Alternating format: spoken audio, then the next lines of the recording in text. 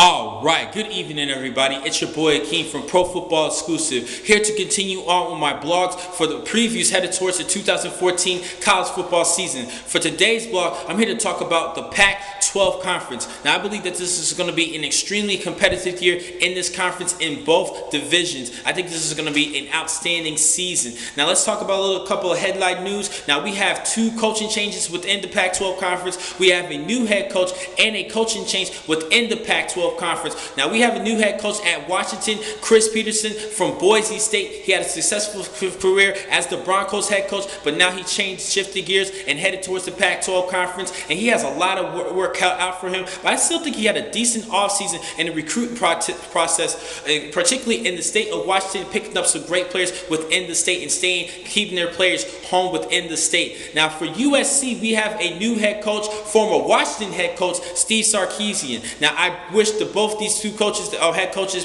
Petersen and Sarkisian, to have successful careers at their respective schools, and I wish them the best of luck. Now, I need to start talking about my impact players for the year. Start with, once again, my Heisman frontrunner, Marcus Mariota out of the Oregon Ducks, passed for over 3,600 yards this past season to go along with 31 touchdown passes to just 4 interceptions. Also, 715 yards rushing and 9 scores. Now, he started off the season off great, but he started fading away down the stretch. We lost him on votes, headed towards for New York. He actually did not get the invite to go to New York for the Heisman Trophy ceremony, and he's hopefully going to bounce back this upcoming year. Now, if he does good, particularly in the game against Stanford this upcoming season, I think he should have no problem at least getting a ticket to New York to win the Heisman Trophy, and I still have him as my front runner this year, just like I had him last year. Second player I need to talk about, another quarterback, Brett Hundley out of UCLA. Now, this is a key player. Now, he could have went to the NFL draft this upcoming year, but he decided to stay for another season and stay under the tutelage of coordinator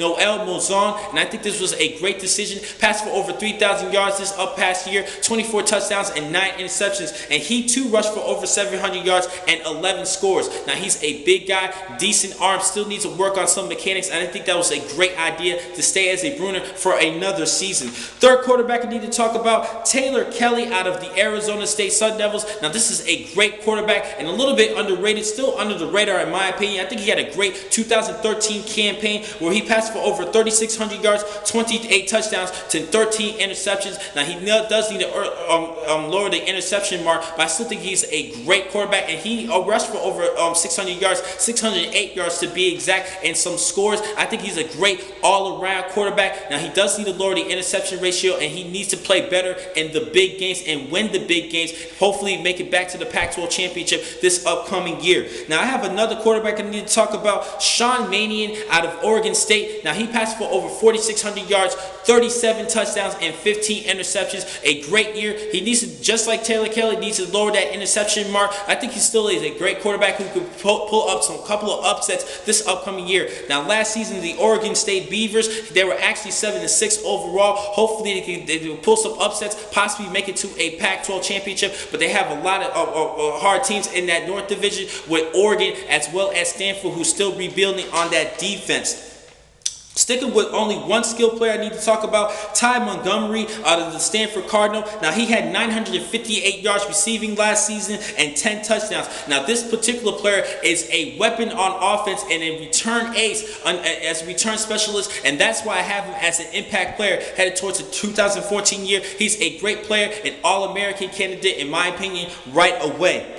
Defensively, let's start off with a player who plays offensively as well, and Miles Jack out of UCLA. Now, he was both the Pac-12 offensive and defensive freshman of the year honors. Now, he rushed for over 250 yards last season and averaging 7 yards per carry. He can play a great running back, but he's a better defenseman at the linebacker position. I think he's going to make an immediate impact at linebacker and have a better sophomore campaign. Another player I need to talk about for Washington Huskies, Haluli Kikaha out of Washington. He actually was second in the Pac-12 conference with 13 sacks last season. Hopefully, he can make an All-American candidate at the end of the year. He's a great player, and I think this is a good help for Chris Petersen and that defense. And let's also need to talk about Shaq Thompson. Now, we'll talk about Shaq Thompson in just a second. Now, for Oregon, they have the best cover corner in college football today, a Thorpe finalist, in my opinion, at the end of the year, and Ifu Itipi Alamu. Sorry Sorry if I mispronounce your name. I'm really not good at pronouncing name, but Ifo is definitely how you pronounce his first name. He's definitely a big-time threat and a nightmare against wide receivers, and a lot of people are comparing him to Darrelle Revis in his cover skills. Now, he had 3 interceptions last season, but he can also deliver the hit and support the run. Now, he had 84 tackles last season, so he's a great all-round cornerback that you're looking for, and he's definitely the #1 quarterback prospect for the 2015 NFL Draft. Now, I have a couple of breakout performer players that I think that's going to have an outstanding year this upcoming year. Starting with A.J. Tarpley out of Stanford. Now, he actually had 93 tackles last season, but he was overshadowed by both Shane Skov and Trent Murphy. So this is his time to shine and be a leader, especially in that linebacking core. Another linebacker I need to talk about, just talked about him just a second ago, and Shaq Thompson. Now, I think he needs to step it up this upcoming year. Now, he's actually recruited as a safety. He was actually the #1 safety across the board coming out of high school, but he ended up gaining 20 pounds and converting to the linebacker position, and I think he's another good player like Ifo who can definitely deliver huge hits, hard-hitting type players, and I think he can step it up this year and have a breakthrough season. Now, I have another player who's more of an impact player, but I think he's going to have an even bigger breakout performance this upcoming year. Leonard Williams, a defensive tackle out of USC. Now, he was an All-American. He garnered All-American honors this past season with 13.5 tackles for loss and 6 sacks, but he was only 70% for most of the season, and headed towards this year, he's going to be 100%, so the numbers should definitely go up a lot, rise a lot, and I think he'll definitely even rise up his draft status for 2015. He's an outstanding player, an All-American, even though he was not a 100% ready for last season. He was actually 70% healthy, and he still was All-American honors, which is a great thing.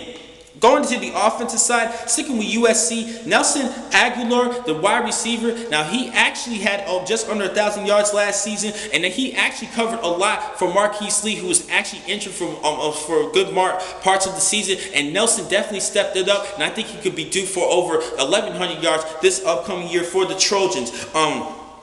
Sticking with an offensive player, sticking with the wide receiver, Devin Allen, the redshirted player out of Oregon. Now, last season he was actually a track star. He's a fast player, great speed, a deep ball threat, and he already impressed people during spring practice. And I think he could be that #1 receiver for Marcus Mariota because of his speed and his athleticism. I do like this kid. I think he can step it up and have a breakout performance. I have 2 more players actually 3 more running backs I need to talk about. Starting with Arizona State, DJ Foster. Now, this kid, he should be definitely the replacement for Marion Grice, who is now with the San Diego Chargers. So I have to call out my man, Justin Godsey. He's a huge Arizona State fan, and I think that his man, DJ Foster, is going to have an outstanding year as an all-purpose player. With Grice gone, this is definitely Foster's time to shine, catching the football outside of the backfield as well as running the football, and he definitely impressed a lot of people, particularly with the final 3 games of last season with over 100 yards in that bowl matchup, and he did have a good touchdown run against Stanford in that Pac-12 championship, and the week before he rushed for over 100 yards. I think he could be due for an outstanding breakout performance here. Going to California, Berkeley, I got my man Khalfani Muhammad. Now, he averaged 7 yards per carry last season for the Cal Bears, and he was actually more of a backup running back, but due to his size at 5'9", 175 pounds, he's a little bit small, but he's another fast player, just like Devin Allen, 2 track players, and I think that this particular player, Muhammad, could definitely step it up at the running back position. And last but not least, Thomas Tyner out of Oregon. Now, last season he had 711 yards rushing last year, and he averaged 6.2 yards per carry. Now, even though Byron Marshall is that starting running back and did rush for over 1,000 yards last season, Tyner is actually the bigger back between the two, weighing 215 pounds at 6'1", great size, and I think he could become a better player this upcoming year, possibly rush for over 1,000 yards. He rushed for 711 yards despite missing 3 games. I think he's going to step it up this upcoming year and even catch more attention across the nation because of his size, and he is a great high school recruit as coming out of high school. Now, speaking of high school recruits, need to talk about the impact freshmen headed towards this year. Now, I have 2 redshirt freshmen that everybody should keep their eyes on. Starting at Washington, Jermaine Kelly, the cornerback. I think he has great cover skills, as well as Arizona State's Marcus Ball, the safety. I think he's going to start right away. He should start right away for this season at the safety position. He was redshirted last season due to a shoulder injury. I think he could have started as a freshman, but due to a shoulder injury, he was actually out. So he's going to step it up this year, and I think that Ball's going to go. One player I definitely got to keep my eye on. I think he can become a great redshirt freshman.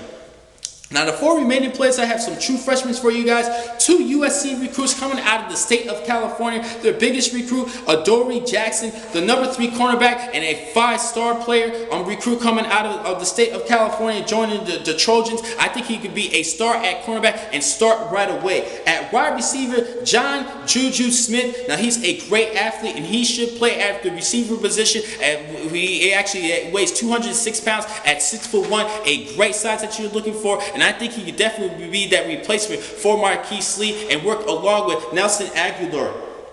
Heading to another player on the offensive side, KJ Carter-Samuels. Now, he's one player I don't think he's going to play too much this upcoming year as a freshman. He's actually from San Jose, California, but I have a little bit of hopes for him. Now, he has an excellent blend of throwing and scrambling ability combined, and that's what impressed me when watching the tape. He is actually a Washington recruit. Now, I believe that the battle for the starting quarterback at Washington is between Jeff Lindquist as well as Troy Wins, but I think that this is Lindquist's job. He was actually 11 for 16 in that spring ball matchup, and I think that he's going to be the starting quarterback this upcoming year. But keep an eye out for Carter-Samuels. I think he's a decent quarterback coming out of high school. Now, I think he could be starting in the later years of his career.